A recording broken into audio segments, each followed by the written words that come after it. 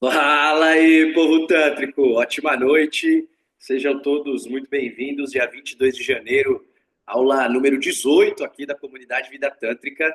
Olha lá, hein, galera? Isso aqui é realmente consistência, né? A comunidade ela vem se firmando aí como uma possibilidade de estudo e prática também, né, dentro do Tantra. E estamos iniciando uma nova fase dentro da comunidade, uma nova jornada, né? Para quem realmente está acompanhando, viu ali que a gente colocou para vocês o cronograma do ano, né? A gente já está entrando em um processo um pouco diferente em relação à estrutura que a gente fazia no ano passado. Agora a gente já tem um cronograma todo fechado no ano inteiro para que vocês tenham realmente uma possibilidade mais estruturada, um sistema mais estruturado de prática e desenvolvimento que contemple realmente o Tantra na sua essência. Então, a ideia é realmente trazer um conteúdo que, mesmo dentro do Tantra clássico, existem algumas pessoas que trazem alguns conteúdos. A galera que viu, não sei se vocês participaram também agora do fórum que rolou esse final de semana, foi o primeiro fórum de Tantra, né, o Tantra e Sexualidade Consciente. Foi uma parceria aqui da Escola Mahara com a Rosana Jai do Prazer Tantra, né? Então a gente fez esse evento.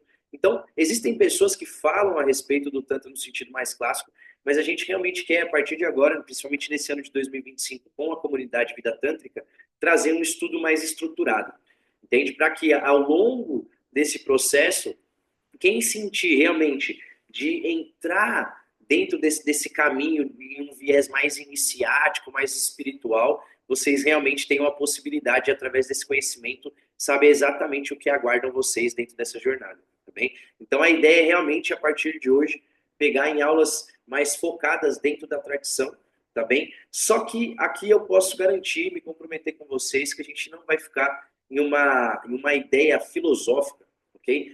Vamos continuar a mesma ideia, trazendo toda essa estrutura do que é o Tantra na sua essência, na sua raiz, mas para o tempo atual, né? Esse momento atual que nós estamos vivendo. Então, não adianta, e aqui eu faço esse compromisso, mas você pode sempre contar com isso da minha parte, é de que o que não tem realidade aqui, eu não vou ficar falando, entende?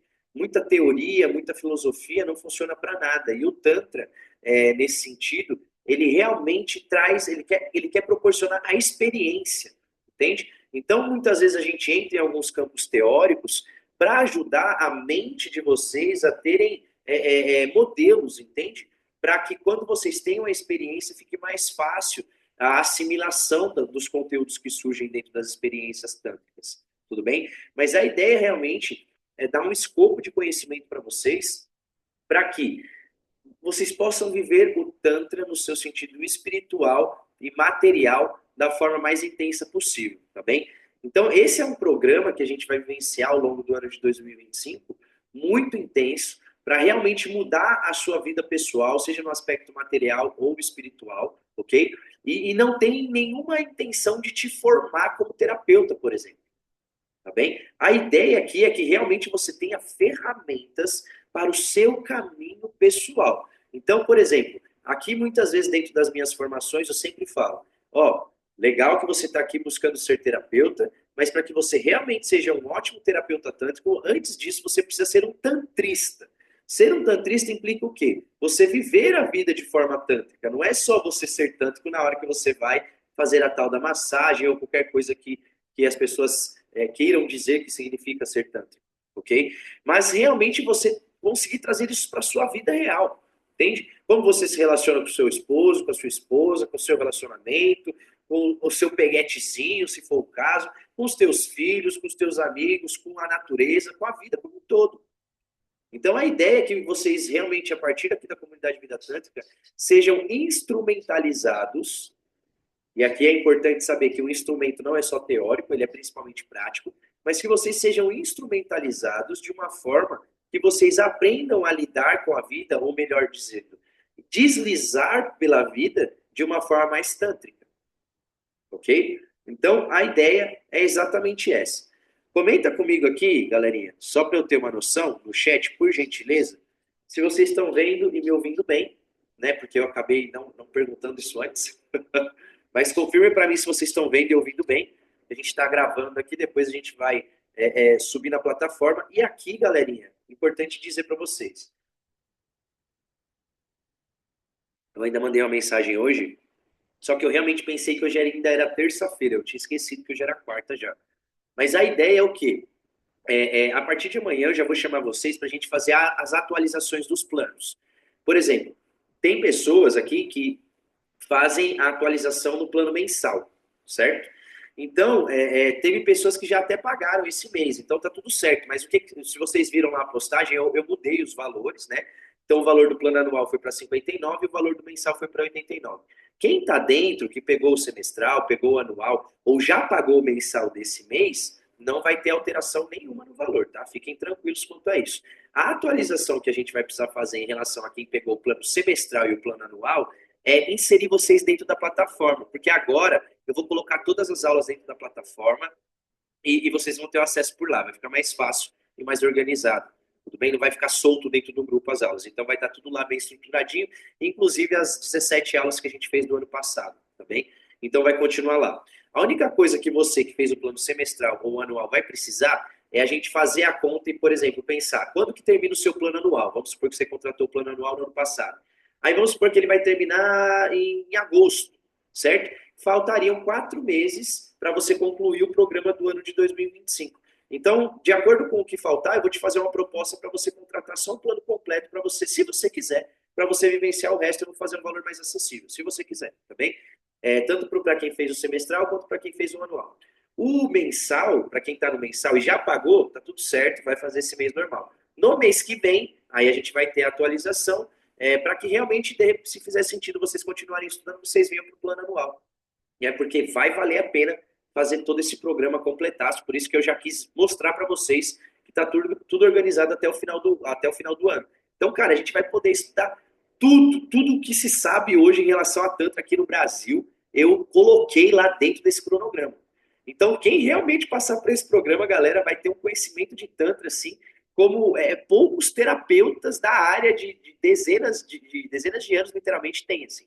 É um conhecimento realmente que a gente vai poder aprofundar. E até mesmo para mim, que vou estar aqui compartilhando, ensinando muita coisa, vai me forçar a renovar certos estudos, a trazer isso com mais intensidade. E eu tô maluco, cara, porque quando foi meio que uma coisa mediúnica, assim, né? E acho que umas 2 horas eu organizei toda a parada. Eu olhei e falei, nossa, que loucura, cara. Eu quero muito falar dessas paradas, entende? Então, assim, vai ser um aprendizado para todos nós, eu tenho certeza disso. E eu quero que você realmente fique aqui esse ano, porque se uma coisa que eu gosto de me comprometer com a galera realmente aqui que estuda com a gente é de entregar um conteúdo de ponta. Então, mais uma vez, eu estou me comprometendo com isso. Então, se fizer sentido, realmente fica por aqui que vai valer a pena. Beleza? Bom, dados os recados, primeira aula do ano, o Yoga do Amor Divino. Ok? O que é o Yoga do Amor Divino, né? Nossa, cara, essa aula vai ser pesadíssima. Tá? Então, se fosse você, eu tomava nota. Depois assiste de novo, porque vai valer a pena, tá bem? O yoga do amor divino, né? Dentro da tradição oriental, quando você vai estudar sobre o yoga clássico, existem duas escrituras que surgem como base, ok? Duas escrituras no Oriente, no seu sentido mais tradicional. A primeira escritura de yoga que surgiu, e isso, se eu não me engano, tá? Vai remontar a 500 anos antes de Cristo. A primeira escritura que surgiu foi os Yoga Sutras de Patanjali. Patanjali foi um grande mestre. E é muito louco porque Patanjali, ele era tão sábio que ele escreveu alguns tratados sobre etimologia sânscrita. O sânscrito, para quem não sabe, é o alfabeto Devanagari, o alfabeto dos deuses, de acordo com o Oriente tradicional.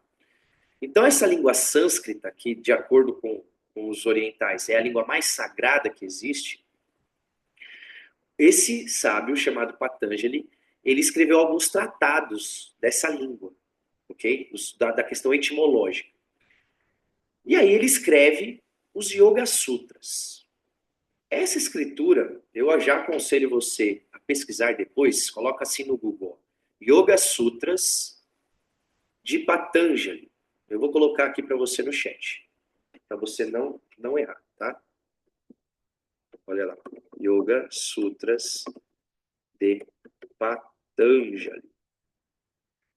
Minha dica, pesquise esse exatamente como eu digitei aqui, Yoga Sutras de Patanjali no Google, e adiciona o PDF, tá? Aí você vai baixar lá o PDF.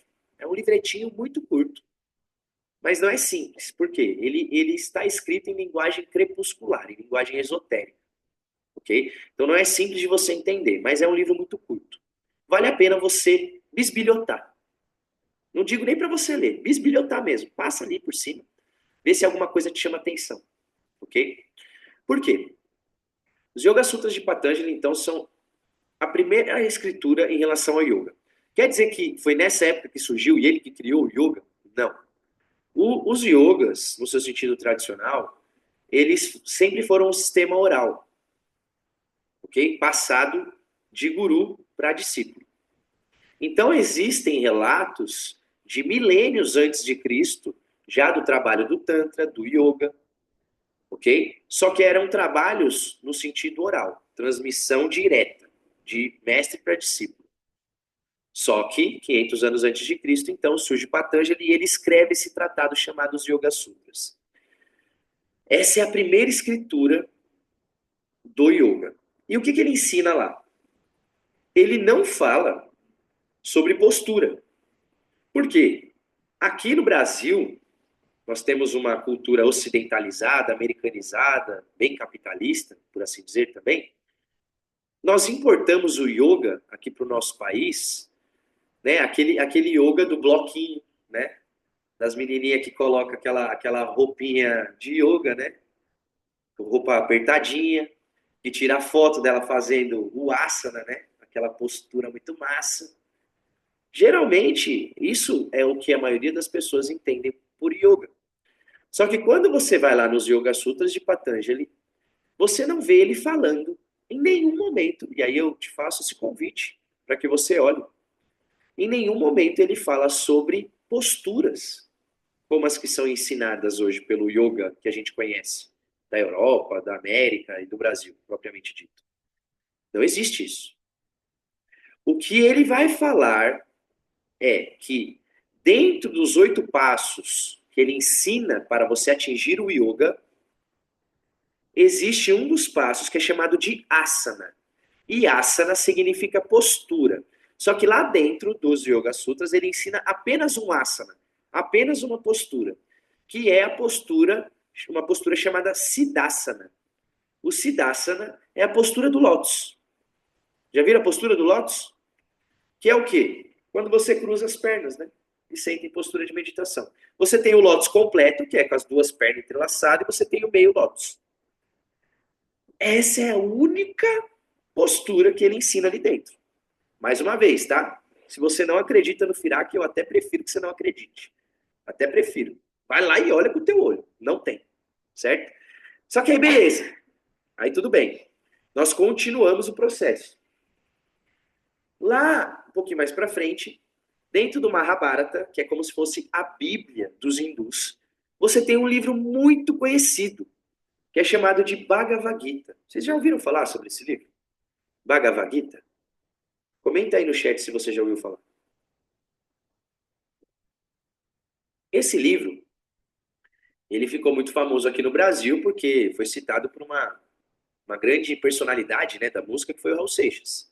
E ele tem uma música exatamente chamada Gita, que cita esse livro. Bhagavad Gita, para quem não sabe, em sânscrito significa a canção do Senhor.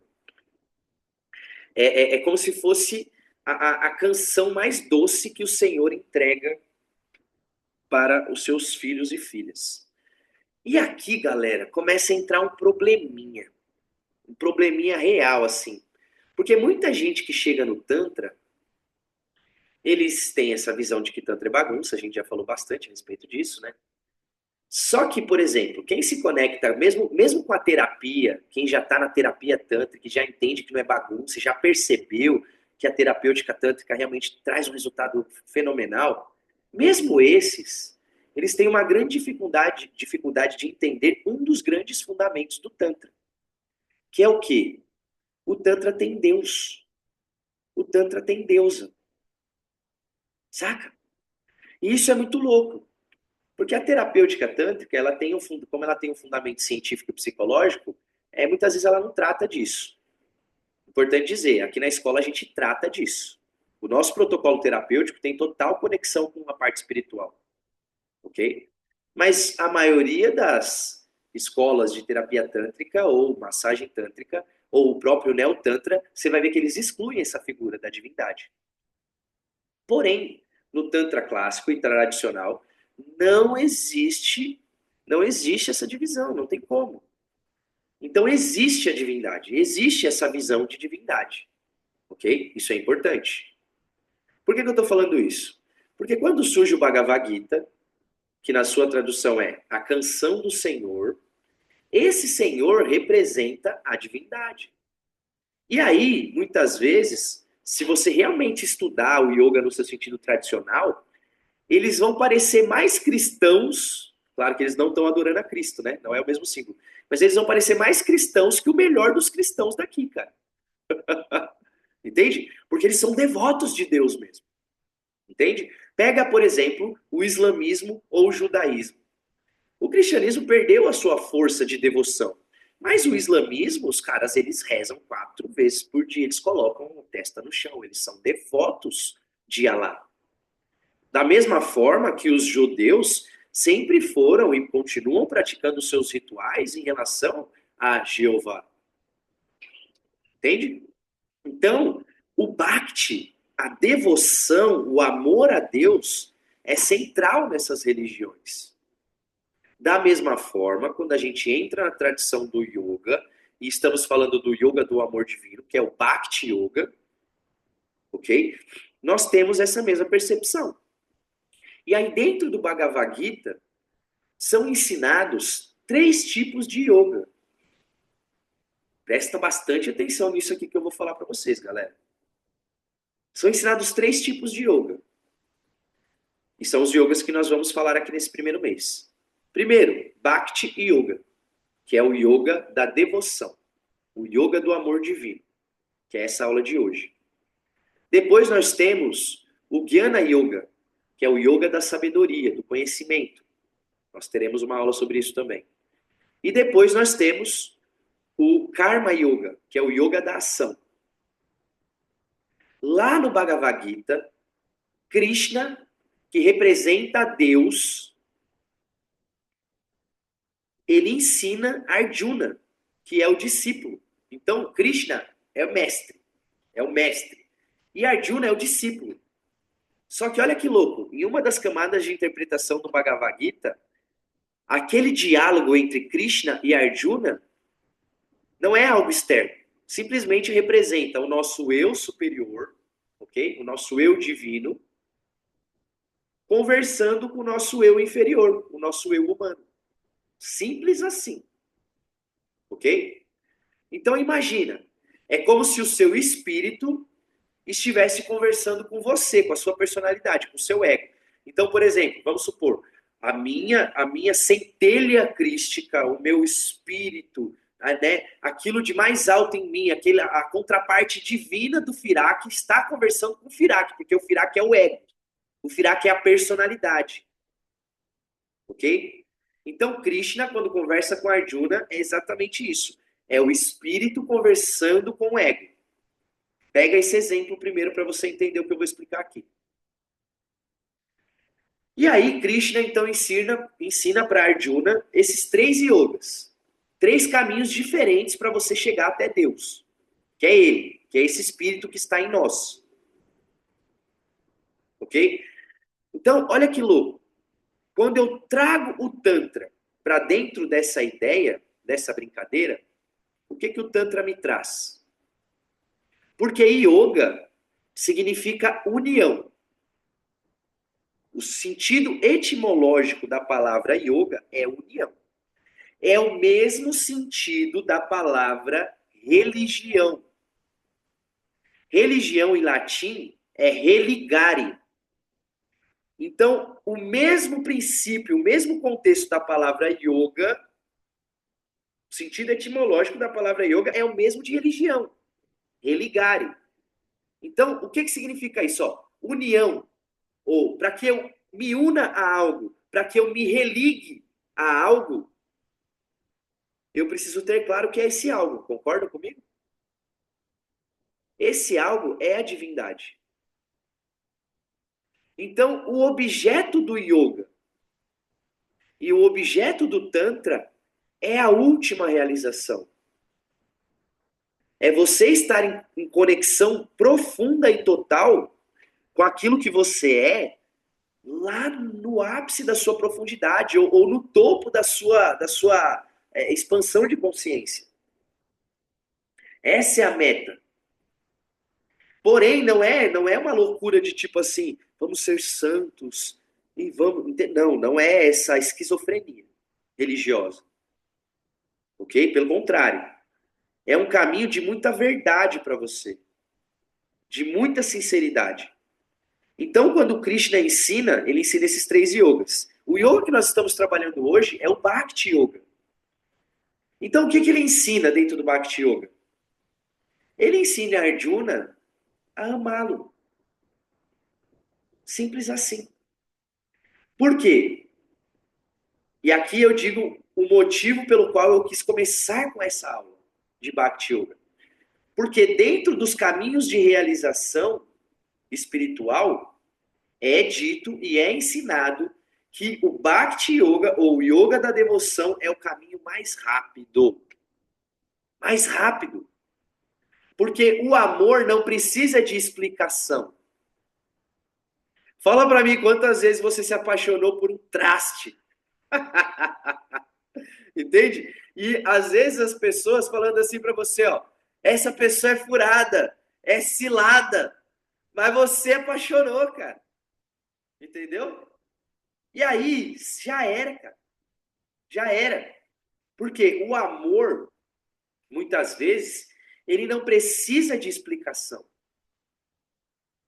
O amor não tem necessidade de uma compreensão intelectual. Ele simplesmente é. Entende? Então, o amor, ele é o caminho mais rápido para essa realização da divindade. Porque ele permite que você, mesmo que você não compreenda, que você chegue. Importante dizer, não é a totalidade do caminho. Porque amor sem sabedoria ainda fica manco. Ok? Porém, nós vamos complementar isso quando a gente falar de Jnana Yoga na próxima aula, que é o Yoga da sabedoria. Sabedoria e amor são asas do mesmo pássaro. Se você só tem amor, você está voando só com uma asa. Se você só tem conhecimento ou sabedoria, só uma asa. Você tem que ter amor e sabedoria. Ok? É isso que faz você ter um voo equilibrado. Compreende? Então, Bhakti Yoga, a gente primeiro precisa entender esse aspecto da palavra yoga como sendo essa busca pela união. Só que aqui, olha que interessante, essa busca por união demanda que eu tenha um objeto fora de mim para que eu busque essa união. Então, o yoga, assim como o cristianismo, eles são naturalmente dualistas. E essa essência dualista, ela contradiz, ela vai ao contrário do que o Tantra ensina. Ok? Por quê? O Tantra ele vai falar que existe, então, uma total esquizofrenia em relação a esse ponto de vista.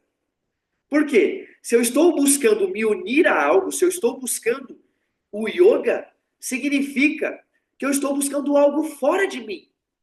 Concorda? Mesmo que seja Deus. Então é como se Deus estivesse fora de mim e eu preciso me unir com ele. É o mesmo objetivo da religião. O que a religião quer ajudar você? Você a se reconectar com Deus. Só que você só se reconecta com algo que você se desconectou. Com algo que não está em você. Porque se Deus está em mim, e se eu sou a própria divindade em última instância, como que eu posso me conectar com isso? Não é possível. Porque eu nunca estive desconectado disso. Qual que é a grande diferença? O Tantra ele fala que você só precisa lembrar. Percebe a diferença? Então aqui você tem um yoga tradicional, essencialmente dualista, que fala assim, ó, você precisa amar a essa presença do divino em você. Só que você precisa amar entendendo que essa presença não é diferente do que é a Rosana. Não é diferente do que é o Firaque. Não é diferente do que é o Dan. Do que é a Patrícia, a Priscila, a Drica. Não. Porque se fosse diferente, jamais eu conseguiria me identificar com isso. Porque, entende? Olha que loucura. Se a divindade está fora de mim, é uma coisa diferente de mim, e eu preciso me unir a ela, isso nunca vai ser possível, porque união demanda identificação, eu preciso ser igual com aquilo. Então, se eu já sou igual, não tem caminho. Eu só preciso lembrar isso. Por isso que o Tantra é o caminho rápido e o Yoga é o caminho longo. Isso não é a loucura da minha cabeça, não estou inventando isso não, tá? Isso é a tradição que diz. Tantra é o caminho rápido. Yoga é o caminho longo. Por quê? Yoga significa que você é um kshatriya, que você é um guerreiro, que você está lutando. Tantra não. Tantra não é o caminho do guerreiro, Tantra é o caminho do rei. Você já é aquilo. Você não precisa lutar mais. O rei segue ordem de alguém? Não. Agora e o guerreiro? O guerreiro é pau mandado. Entendeu? Tem que se fuder, tem que lutar, tem que ir no conflito. E se você quiser ir pelo caminho do yoga, não tem problema. Só que vai ser treta. O que o Tantra propõe? O Tantra não propõe você se aperfeiçoar. Como que você pode aperfeiçoar o que já é perfeito? Fala pra mim. O problema é que quando eu falo isso, a tua cabeça fala assim, não é assim, Firaque. Não é, cara. Eu tô toda lascada aqui, eu tenho um monte de coisa para fazer. É porque você tá presa na mente, você tá exatamente no caminho do yoga. Que fala, não, você tem que ser uma pessoa melhor, cara. Mas volto a dizer, quer dizer que um contradiz o outro? Do meu ponto de vista, não. Lembra da asa? Tantra, yoga. E aí a gente tem um segundo significado para a palavra yoga, que não é o etimológico. Porque yoga vai significar prática. Compreende? É um outro significado para essa palavra. Assim como o Tantra, quando às vezes vocês lendo as escrituras tradicionais, vocês vão ver que eles falam assim, ó, os yogas tal yoga, se referindo a escrituras, a sistemas de prática. Muitas vezes nas escrituras também eles falam os tantras. O que eles falam? Os tantras, certas escrituras, certos textos, certos sistemas. Então, a palavra yoga também se refere não só à união com a divindade, mas principalmente a certos sistemas práticos para que você viva essa realidade. Então, quando falamos de Bhakti Yoga, yoga da devoção, isso representa um sistema prático de amor para com a divindade, para que você expanda a tua consciência dentro desse amor. Para que Bhakti expanda o teu coração. Entende? E aí você fala assim, mas por que, Firaque? Qual que é o sentido de eu direcionar isso? Porque nós já somos seres do desejo. Nós somos seres do desejo. Então, qual que é o caminho? Vamos lá. Pensa naquele primeiro namoradinho, naquela primeira namoradinha que você ficou perdidamente apaixonado, sabe? Que você, meu Deus, você via a pessoa suava frio, assim, ó, dava taquicardia, e você pensava nela por dias e dias e dias, sabe? E aquela época que não era, a nossa geração não era época de WhatsApp, né, de Facebook. Não, eu lembro de uma época que eu flertava com as menininhas que eu gostava ligando o telefone, cara. Né, ficando horas ali no telefone, e às vezes ligando de madrugada, né, para pagar mais barato. Eu sou dessa geração. Então, assim, tô quase nos 40. Então, é um outro rolê. Entende? É um outro rolê. Então, a gente, mesmo nas nossas experiências amorosas, quando a gente realmente amou, se apaixonou, qual que era o pano de fundo quando a gente estava apaixonado, né? A gente ficava com aquela pessoa o tempo inteiro na nossa consciência. Nossa, o que será que fulano tá fazendo? O que será que fulano tá fazendo? Tipo, meu Deus, será que tá pensando em mim? Ai, meu Deus, aí dava aquele fogo no rabo, né? Uma mistura de fogo na barriga e não sei o quê. Eita, da hora. Isso é Bhakti. Isso é Bhakti. entende? É o poder da paixão. Só que quando a gente fala de yoga, dentro do aspecto de yoga ser um sistema, e aqui eu vou dar uma chave foda para vocês, cara. Yoga significa você conseguir pegar. A natureza ela tem uma evolução, certo? Concorda comigo? Ela tem um ritmo de evolução. Por exemplo, eu sempre dou uma sacaneada, né? Você imagina se a gente, se dependesse do ser humano, a gente lembrar que a gente precisa respirar, ou que o coração precisa bater? Provavelmente, cara, nossa, a taxa de morte seria muito maior, porque um monte de gente, putz, esqueci de respirar, morreu. Esqueci de bater o coração, infartei. Entende? Porque nós é muito nóia, cara. A gente esquece das paradas. Entende? Então, você imagina? Aí, qual que é a grande loucura? Toda a nossa energia, a nossa paixão, ela está sendo tomada, às vezes, por objetos e coisas e pessoas que atravancam o nosso caminho.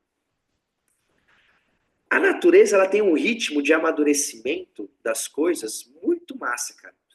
Só que, por exemplo, se você pegasse uma semente de tomate e dependesse de você fazer aquilo nascer, provavelmente ia demorar muito, porque o ser humano ele é cheio de doideira.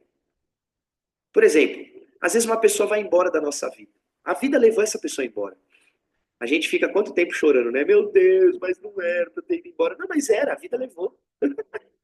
Você tá entendendo? A vida levou. Só que a gente é tão apegado e é tão doido da nossa cabeça que a gente fica, chora por anos. Uma coisa que a vida levou embora, que era para ter sido daquele jeito. E a gente fica pegado, a gente entende. É difícil para a gente lidar com certas coisas. Agora, a natureza ela tem esse ritmo próprio. Porque quando ela pega o pé de tomate, em um mês é impressionante. O tomate nasce. Ou seja, no tempo que for. Mas tudo nasce no tempo certo. Só que é muito louco porque nós somos o único ser nessa Terra, nesse planeta, que tem a possibilidade de impedir o fluxo natural das coisas de acontecerem. É só você olhar que a gente cria uma represa, por exemplo, né? Se não fosse assim, o rio correria até o oceano sem impedimentos, mas a gente consegue represar. Isso significa o quê? Que mesmo a natureza ela sendo extremamente veloz no seu trajeto de evolução, nós, por termos uma mente muito potente, a gente consegue impedir que a natureza nos evolua no tempo natural dela. Então a gente vai muito mais lento. Por que eu estou falando isso? Porque o yoga, enquanto sistema, é uma forma de não só você romper com as limitações da natureza e permitir que a natureza volte a fazer você evoluir no tempo dela, que não é no seu tempo. Então você consegue crescer muito mais rápido, porque você está desapegado. Entende? O que seria? Vou dar um exemplo. O que seria a natureza operando em você sem resistência? Tipo, cara, nossa, eu amo aquela pessoa, meu Deus, a pessoa da minha vida. Aí, cara, só que aconteceu uma puta merda, e deu tudo errado, e a vida te tirou essa pessoa tirou essa pessoa da sua jornada. Gratidão, vida, é isso aí, vambora. Quero que se lasque, porque não era pra estar mesmo. Vambora. Vamos, vamos, vamos, vamos. É isso, cara. Entende? Tipo, meu Deus, fui demitido do emprego, é mesmo? Choro agora porque eu tô triste, eu gostava muito desse emprego. Amanhã eu acordo e, vambora, porra. É nova vida, vamos, vamos, vamos. Entende? É isso. Esse é o ritmo natural da natureza. Você me perdoa a redundância, mas é o ritmo natural da natureza. Agora, o que é o yoga? O yoga, e aí eu vou ser bem tosco aqui, você me perdoa, tá? Mas é como você pegar a bunda da natureza e dar uma dedada na bunda da natureza e falar assim: vamos acelerar mais essa jossa, então. O Tantra é isso, cara. O yoga é isso. Por quê? São sistemas práticos que não vão só permitir que você entre no fluxo da natureza, mas que você acelere isso muito mais. É você pegar conscientemente e entender que você, enquanto consciência, você governa a natureza. Mano, isso é pesado que eu tô falando. E isso aqui não é a tradição magista do Ocidente. Os magistas do Ocidente, eles sabem disso. Eles botam pressão na natureza para que a natureza cumpra aquilo que aquela consciência liberta imprime na natureza. Por quê? A natureza, ela tem o seu próprio propósito, ok? Mas ela é instrumento da consciência. E você é essa consciência. Quando a gente fala de yoga, nós temos de um lado o princípio masculino, que é o Purusha, e do lado esquerdo o princípio material, que é Prakriti. Quando a gente traduz Purusha e Prakriti, nós temos consciência e natureza. Purusha, consciência, Prakriti, natureza. A natureza ela é um instrumento da consciência. Sendo assim, você também é essa consciência e você precisa imprimir a vontade dessa consciência sobre a natureza, sobre a Prakriti. Ok? É assim que a gente realmente entra no fluxo da coisa e acelera a própria natureza para que a gente evolua mais rápido. Entende? Porque aqui você tem que entender. E aqui está a chave. A gente usa esse yoga devocional a partir de um ponto de vista tântrico, que é não dualista. E o que significa isso? Que eu não estou amando ou buscando amar ou direcionar a minha paixão, o meu amor, o meu desejo para Deus barbudo que está lá no céu, entende? E que se eu não for bonzinho com ele, ele vai me lançar no inferno. Não é isso.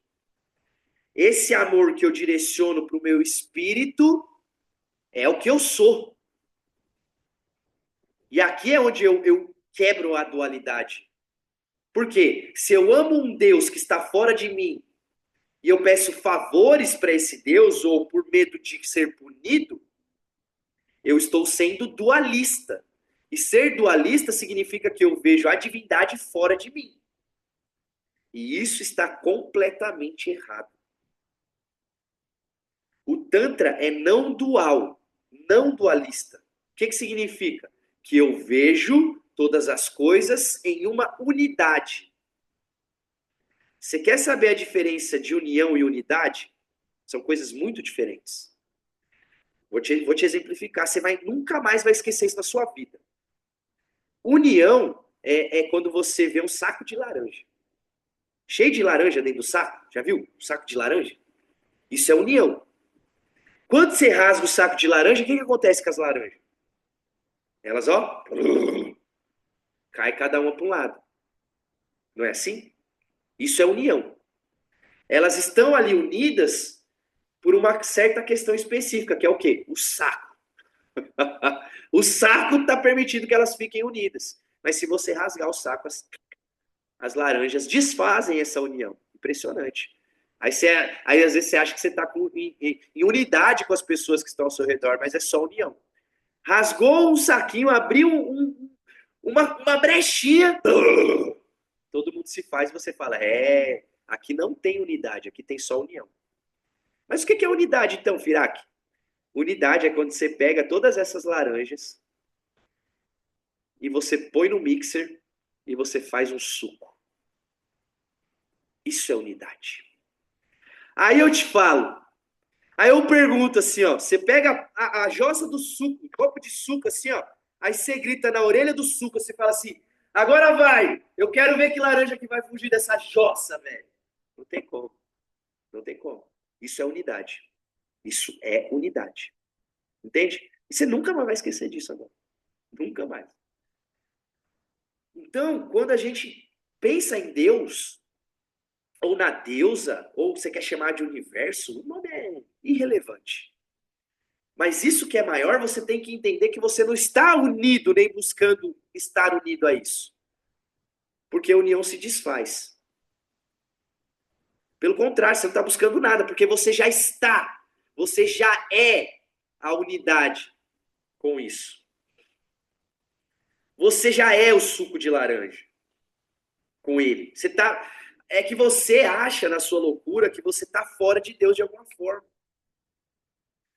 Que essa próxima respiração que você vai dar, você está dando porque você é foda. Porque você pode, você não pode nada. Você não pode nada. Essa respiração que você está dando, essa palavra que você está falando, esse entendimento que você está tendo, jamais aconteceria se a divindade não fosse toda a substância dessa realidade. Simples assim. E quando a gente fala de Bhakti, da devoção, nós estamos falando, então, do amor que nós temos que ter a essa realidade maior que não está fora de nós. É isso que eu quero que você entenda. Essa é a chave do Tantra. Por quê? Você não vai estar amando algo fora de você que você vai pedir para não te mandar para o inferno ou para te levar para o céu. Entendeu? Não. Você vai estar amando isso porque você é isso, meu amor. Não tem como você estar fora disso, entendeu? Você está entendendo? Está fazendo sentido o que eu estou falando aqui? Às vezes eu me empolgo, tá, galera? Fala aí se está fazendo sentido para vocês, porque né, eu posso estar viajando aqui na explicação. Se tiver, eu desço um pouquinho mais e dou uma aterrada na parada. Então, dentro da tradição, quando a gente fala sobre o Bhakti Yoga, nós temos 3 níveis de Bhakti, 3 níveis de devoção, ok? E aqui vocês vão entender bem como funcionam as religiões, tá? Primeiro nível de devoção, que eu começo a buscar o amor de Deus, é porque eu tenho medo. Esse é o primeiro nível. Então você pode olhar a maioria das pessoas que buscam a Deus, e você vê isso, é só olhar para o cristianismo, tá? Olha para o cristianismo, evangélico e católico. Você sabe, você conhece. Olha para o cristianismo. E eu não estou falando de Cristo, mas o cristianismo, a instituição, é embaçada. Olha para isso. E você vai ver que a maioria das pessoas que estão nas religiões, elas estão nesse primeiro nível. Elas buscam a Deus porque elas têm medo de queimar, como diria aquela novela, acho que era o Clone, né? Antigo isso aqui. De queimar no mármore do inferno. Elas têm medo. Então elas falam assim, deixa eu ir procurar esse Deus aí, deixa eu tentar amar esse cara, porque eles veem isso, né, como um cara, né? Deixa eu tentar amar esse cara aqui, porque se eu não amar esse cara aqui, eu tô morto, eu tô ferrado, não quero ficar com a bunda queimando eternamente. Então eles vão por medo. Só que olha como é contraditório, né? Fala pra mim, pensa num pai, aquele pai do esquema antigo, né?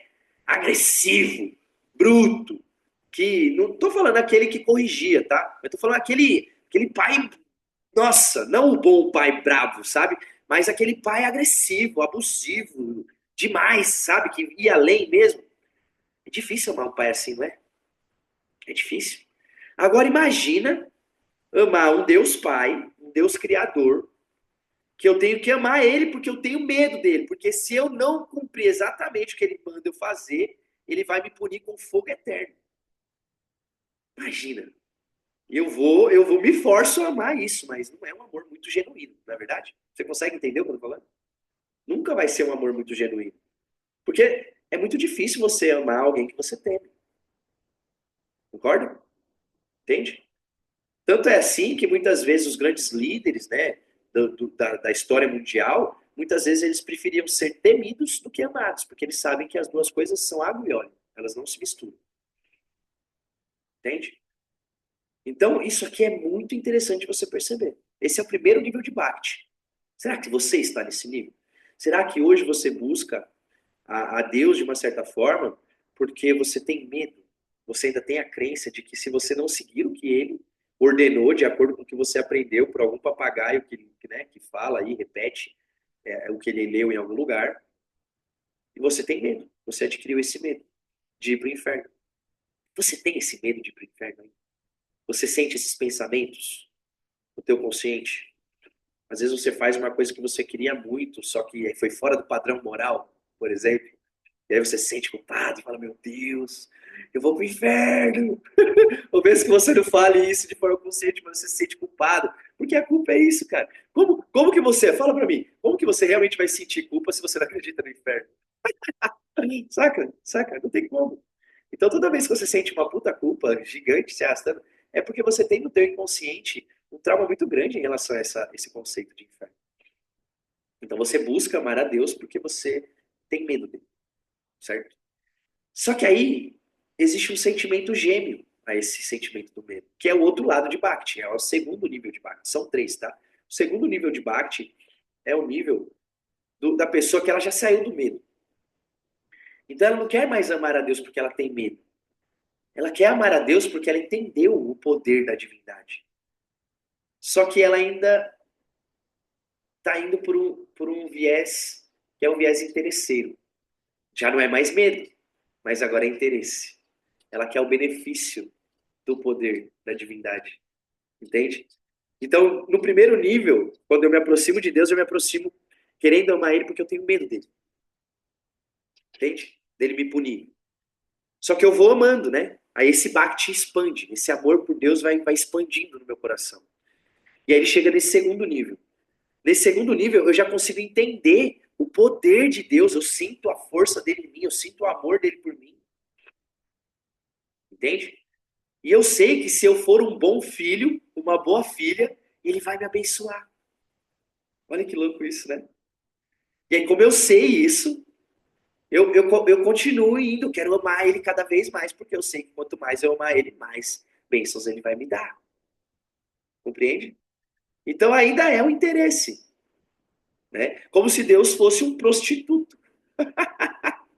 Entende?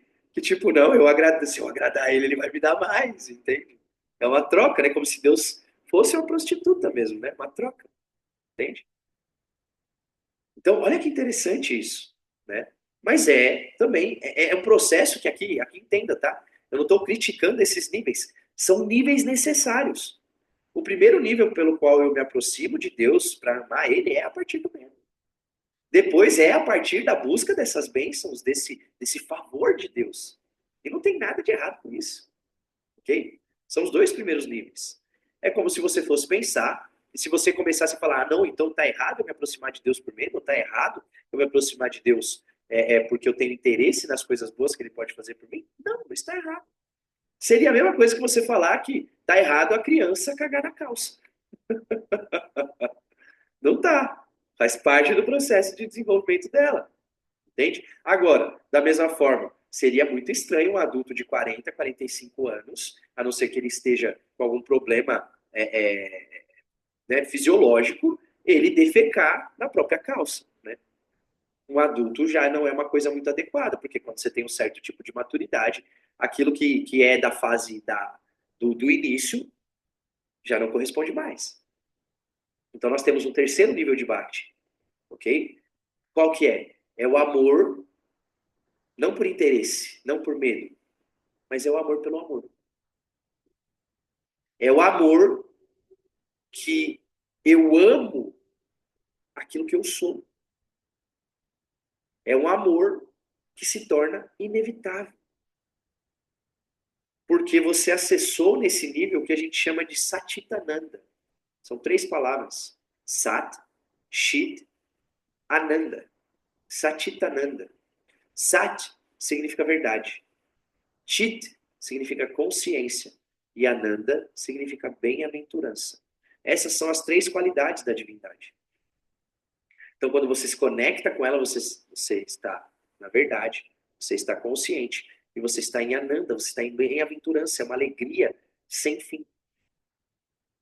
E quando você tem um vislumbre de Satitananda, que é essa essência da própria divindade, e aqui, nesse sentido, ela é assexuada, tá? A divindade, ela é andrógena. Ela possui um componente masculino e feminino. Né? Então, a divindade, aqui nesse escopo, ela tem, então, nessa nutrição que ela entrega de Satitananda, que nós experienciamos, né? Enquanto consciência, verdade e alegria, aquilo nos toca de uma forma que o amor na direção da divindade agora é um amor puro. Não é por medo, nem por interesse. Mas é porque eu compreendo que aquilo é a minha própria essência. Então é o amor pelo amor. Compreende? E aqui, no Bhakti Yoga, existem inúmeras formas de você entrar nesse caminho. Tá bem? Mas antes de continuar, eu gostaria de compartilhar aqui com vocês, e eu gostaria de ler um trecho do Bhagavad Gita para vocês. Né? Aqui, ó, no capítulo número 12 do Bhagavad Gita, nós temos um trecho onde Krishna falando com o Arjuna, ensina o próprio Bhakti Yoga, tá bem? E eu gostaria de ler esse trecho porque é muito interessante. E é uma escritura muito sagrada. Então, eu até aconselharia a gente fazer algumas inspirações antes, para a gente receber isso, sabe, com o coração aberto, tá? Então, encontre uma postura confortável na sua cadeira, vamos fazer 3 inspirações, a gente vai puxar grande, tá? E soltar pela boca fazendo um som, bem grandão mesmo. Puxa lá, solta. Solta o ombrinho, puxa grande de novo, pela boca, tá?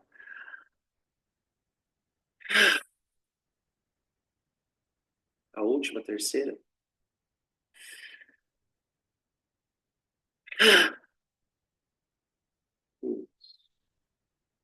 Pega as suas mãos, abre um sorriso e ouça, não só com os ouvidos, mas com o coração, tá bem? Arjuna disse, Arjuna é o discípulo e ele pergunta a Krishna, que é o mestre, tá? É como se o teu ego estivesse perguntando para o teu próprio espírito. Então, ouça dessa forma, tá? Então, o teu ego pergunta ao teu espírito interior. Quem tem mais êxito no yoga, ou sucesso? Aqueles que estão cheios de amor por ti, ou aqueles que confiam no incognoscível não manifestado? Aqui é importante. Krishna representa o aspecto da divindade onde ele é personificado, ou seja, é a mesma coisa que Jesus. A personificação de Deus. É como se Deus fosse uma personalidade, ele toma uma personalidade. Krishna representa a mesma coisa. Porque Deus, do ponto de vista oriental, ele tem 2 aspectos. Ele tem o aspecto de personalidade e de não personalidade. É Deus manifesto na matéria e Deus imanifesto. Ele tem esses 2 aspectos. Quando nós estamos falando de Bhakti Yoga, nós não vamos adorar a divindade no seu aspecto incognoscível, não manifesto. Por quê? Não, o ser humano, a mente do ser humano, ela precisa de um símbolo. E o incognoscível, essa palavra já diz tudo, porque é aquele que não pode ser conhecido. O incognoscível, aquele que não pode ser conhecido. Não manifestado, aquele que não é manifestado, aquele que não pode ser visto. Então é muito difícil você direcionar a sua devoção, o seu bhakti, para uma divindade que é incognoscível ou que é não manifesta. Então Krishna é uma personalidade do divino, assim como Jesus Cristo, assim como Kali, assim como Durga. São personificações da divindade. Por quê? Porque dentro do Bhakti Yoga, eu preciso adorar a Deus com uma personalidade. Isso torna o processo mais fácil do que eu tentar amar o universo. O universo é uma coisa, entende? É um símbolo muito abstrato. Agora, quando eu falo de Jesus, por exemplo, é muito fácil eu amar Jesus, porque foi uma pessoa, é uma personalidade. Mesmo que seja uma divindade como Kali, por exemplo, que ela tem vida nas mitologias, nas escrituras e tudo mais, é simples de eu conseguir visualizar Kali como uma grande yogini, entende? Como uma praticante. Então é muito mais fácil eu entregar o meu amor, entende? Para uma divindade personificada. E aí a Arjuna pergunta exatamente isso. Quem tem mais sucesso na realização? É aquele que te ama enquanto divindade personificada ou é aquele que confia no não manifesto? E aí Krishna responde. Ele fala assim: aqueles que ao dirigir as suas mentes para mim, estando devotados a mim e aspirando constantemente a mim, estes têm mais êxito no yoga. Aqueles que confiam no indestrutível, não manifestado, onipresente, incognoscível, imutável, inamovível, eterno, que conquistaram seus índrias, que têm uma atitude igualmente tranquila para com todos e que se alegram do bem dos outros, estes chegam a mim. Então ele está falando que esses também chegam. Só que olha que interessante, ó. Contudo, o avanço daqueles cujos pensamentos estão dirigidos para o não manifestado é mais lento e difícil, e é mais duro para eles progredir. Olha isso, cara. Olha isso. É muito interessante isso daqui. Por outro lado, Aqueles que renunciaram à Maia por minha causa e que se concentraram em mim, entregando-se por completo ao yoga, ó Parta, eu faço-os ascender rapidamente sobre o oceano dos nascimentos e das mortes, porque eles permanecem como almas em mim. O que significa isso daqui? Que aquele que entrega todo o teu bhakti, todo o teu amor para ele, esse tem o caminho mais rápido. Esse é livre da roda de reencarnação e não precisa mais nascer nesse mundo de dores e sofrimentos, por assim dizer. Ok? Então, olha que interessante essa visão, cara. E isso aqui endossa a prática do Bhakti Yoga. Ele está explicando como que tem que ser. Ok? Ele está falando que o caminho mais rápido é o caminho da devoção, é o caminho do amor. Olha aqui o que ele continua falando. Ó. Dirige os teus pensamentos para mim. Submerge-te como uma consciência em mim. E então, na verdade, viverás em mim. Aqui, a gente precisa lembrar daquele amor que a gente tinha. Lembra que eu falei? Nós não ficava, ai meu Deus, aquela pessoa que eu amo, o que será que ela está fazendo? Esse amor, essa paixão tem que ser direcionada ao teu espírito, ao teu eu superior, à divindade que você é. Porque assim você destrava com muito mais velocidade esse processo. Ok? Mas Krishna continua. Contudo, se não fores capaz de concentrar o teu pensamento firmemente em mim, trata de alcançar-me praticando exercícios de yoga, ó Dhananjaya. Se tampouco fores capaz de praticar constantemente exercícios de yoga, então dedica-te a servir-me realizando apenas aquelas ações que são necessárias para mim e atingirás perfeição. Olha aqui o que ele está falando. Quando ele fala de se você não for capaz de concentrar o pensamento em mim, pratique os exercícios de yoga. Se você não conseguir fazer isso, aí ele fala aqui, ó, pratique as boas ações, aquelas que me agradam. Ele está falando do Karma Yoga, ok? Mas ele continua, ele fala assim, ó, se tão poucos fores capaz de fazer isto, então dirige-te à união comigo, renunciando ao ganho pessoal da sua atividade. Restringe-te dessa maneira. Aqui ele está falando do Karma Yoga. Ou seja, que todas as tuas ações sejam ofertadas à divindade e que você renuncie aos frutos dessas ações, entende? E permita que a própria divindade desfrute desses frutos e você participa dessa realidade. Só que mesmo assim ele vai continuar. Olha lá. O conhecimento é mais importante que os exercícios. A meditação é mais importante que o conhecimento. No entanto, renunciar ao ganho pessoal é mais importante que a meditação, já que com tal renúncia vem a paz. E aqui, para que você renuncie a esse ganho pessoal, você tem que estar em Bhakti. Porque o que vai te nutrir é esse amor da própria divindade. Compreende isso? É lindo isso, cara. Mas vamos lá. É um trechinho curto, tá? Esse capítulo é bem curtinho. Quem não sente inimizade para com nenhum ser vivo, quem é amigável e compassivo, quem não tem apegos terrenos nem egoísmo, quem é equilibrado no meio da alegria e da aflição, quem perdoa tudo está sempre satisfeito, quem procura alcançar a união comigo, conhecendo resolutamente o Atman e dedicando a mente e a consciência a mim. Tal discípulo que assim me ama é querido por mim. Quem não faz sofrer as pessoas, nem tampouco sofre por causa delas. Quem está livre de ansiedade, exaltação, raiva e medo é querido por mim. Quem não exige nada dos outros, quem tem conhecimento, quem é puro, desapegado e desinteressado, quem rejeitou todas as iniciativas e me ama, é querido por mim. Quem não se apaixona nem odeia, quem não se aflige nem tem cobiça, quem se elevou sobre o bem e o mal está cheio de amor, é querido por mim. Quem tem a mesma atitude tanto para com o amigo como para com o inimigo, para com a glória como para a desgraça, no calor como no frio, na alegria como na aflição. Quem está livre dos apegos terrenos, quem recebe igualmente elogios e injúrias, é lacônico, está satisfeito com tudo que sucede, não está apegado à casa, determinado nas suas decisões e cheio de amor, é querido por mim. Na verdade, todos aqueles que partilham dessa sabedoria, que estão cheios de fé e para quem eu sou a meta suprema, são queridos por mim acima de tudo.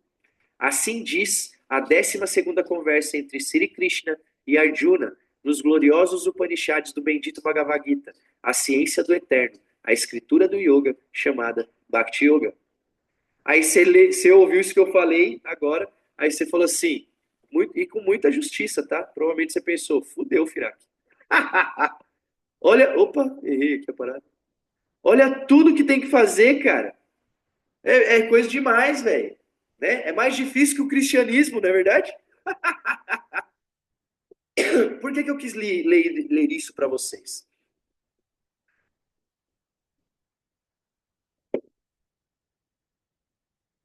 Porque dentro do ponto de vista do yoga, como nós estamos buscando uma união com esse princípio, é muito difícil.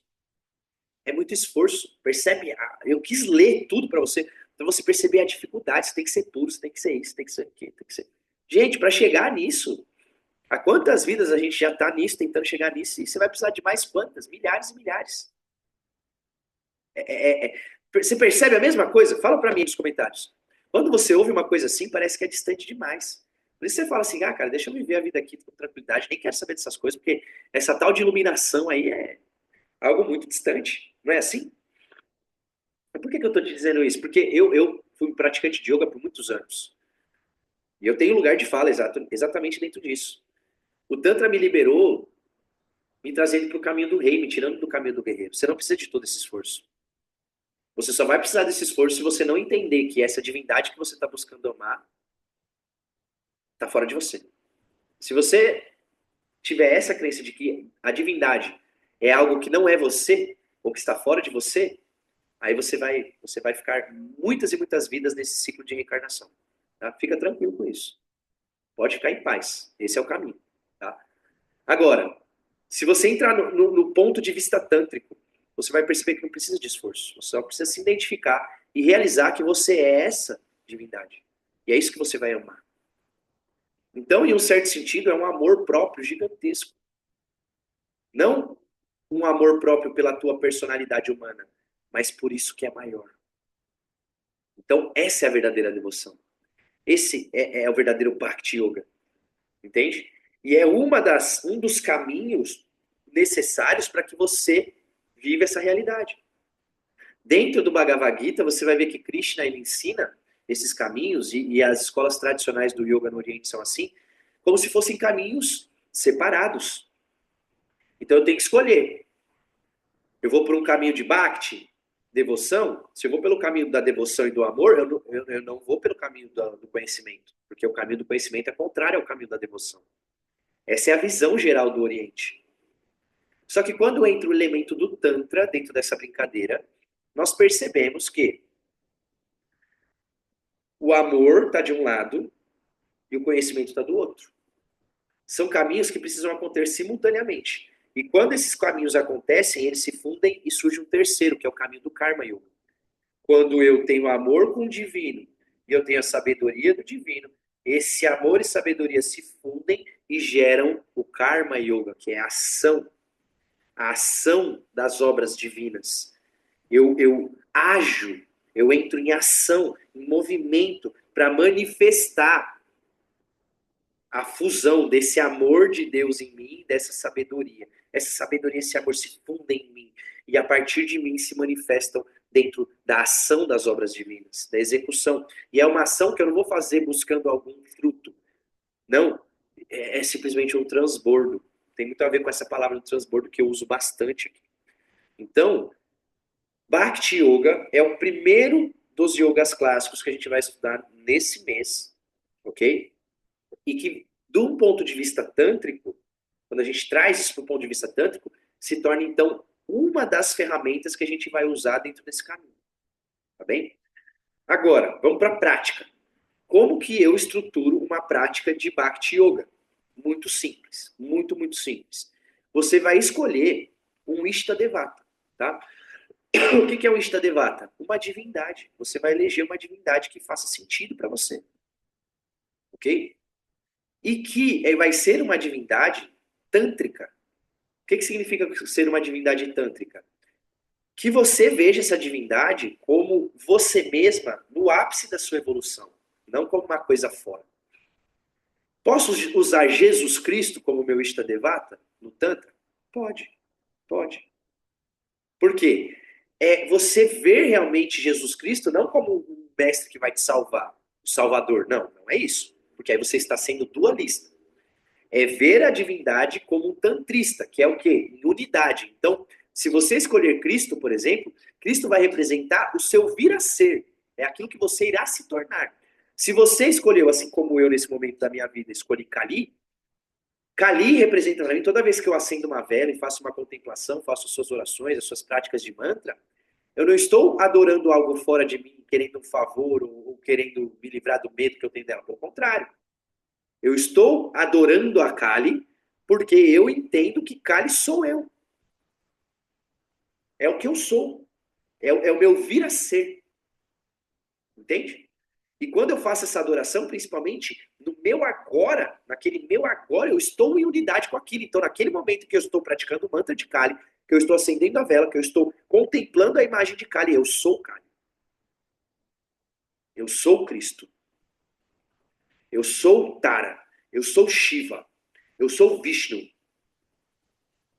Eu sou Durga. Eu sou Parvati. Entende? Eu sou Oxalá. Eu sou Oxum. Eu sou Exu. Entende? Esse é o princípio de Bhakti dentro do ponto de vista tântrico. Eu sou aquilo que eu estou adorando. Entende?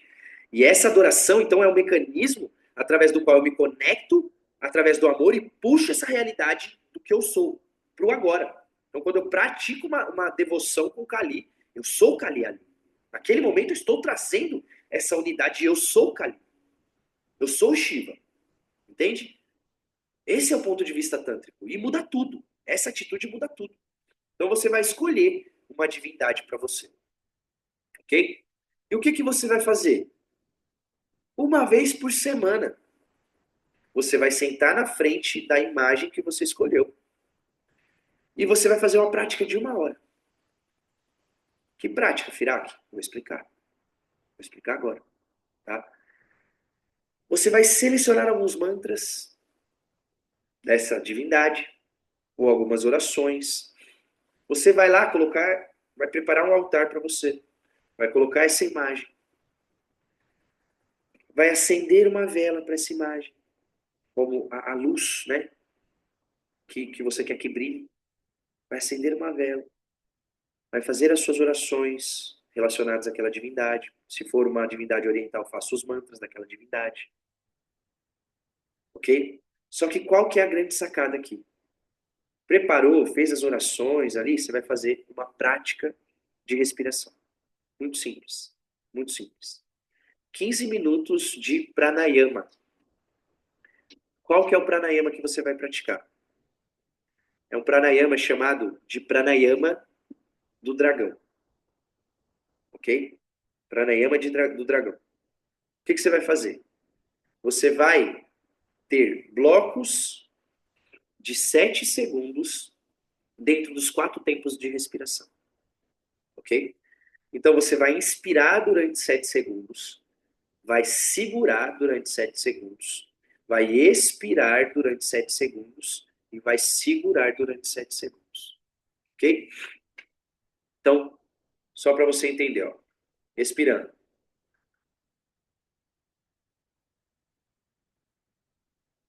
segurando, expirando,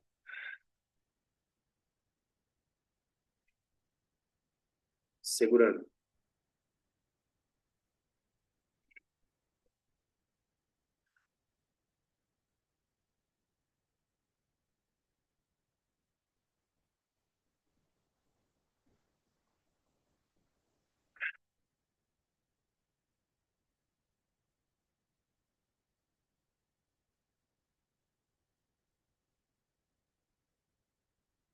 Simples. De novo, presta atenção.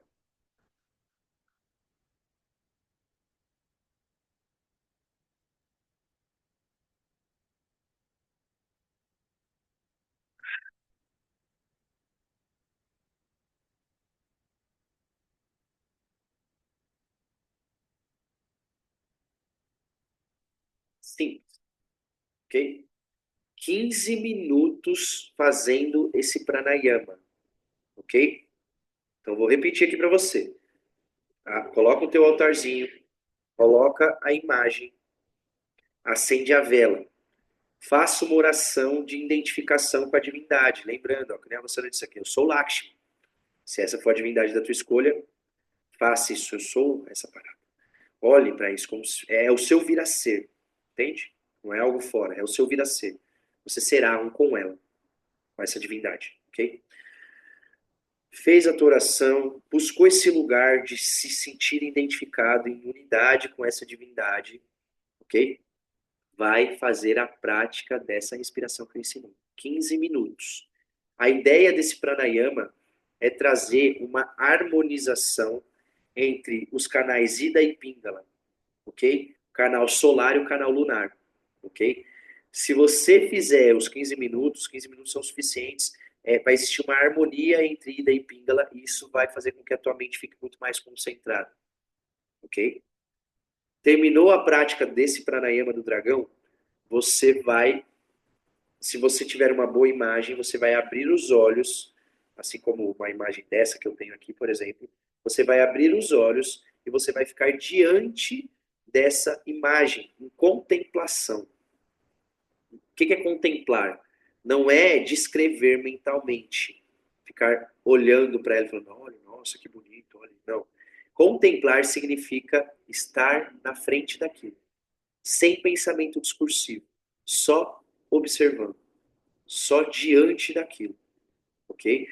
Então você vai ficar mais 15 minutos nessa prática, olho aberto, no tratak, sabe aquele olhar, olho no olho, que a gente já praticou aqui algumas vezes? Então, tratak, olha para a divindade sem desviar o olhar, sem desviar o olhar, fica ali na frente dela.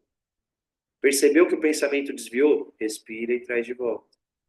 Vai trazendo sempre a mente muito amorosamente de volta, ok? Fez essa prática da respiração, contempla por 15 minutos, ok?